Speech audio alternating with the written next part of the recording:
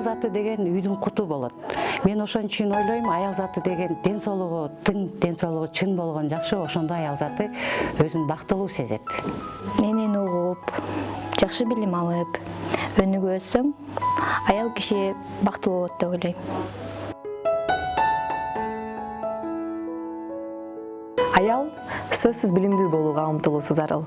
Себеби аялдын мойнунда үй бүлө үчүн эле эмес, мамлекет жана коом үчүн дагы жооптуу бир милдет турат деп эсептейм. Анткени балдар биздин келечегибиз.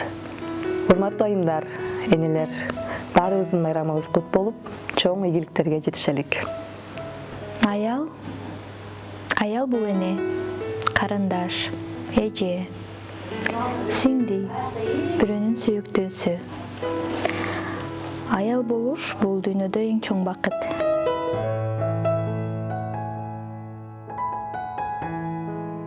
Что нас, девочек, может сделать счастливыми?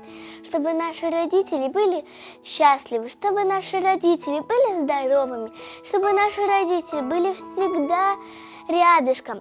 Всех милых мам поздравляю с 8 марта. Дорогие, прекрасные, чудесные, уникальные женщины, поздравляю вас с днем 8 марта.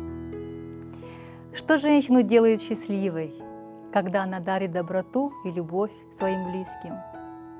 Когда она видит счастливые лица родных и близких. Милые женщины, будьте самыми счастливыми и любимыми.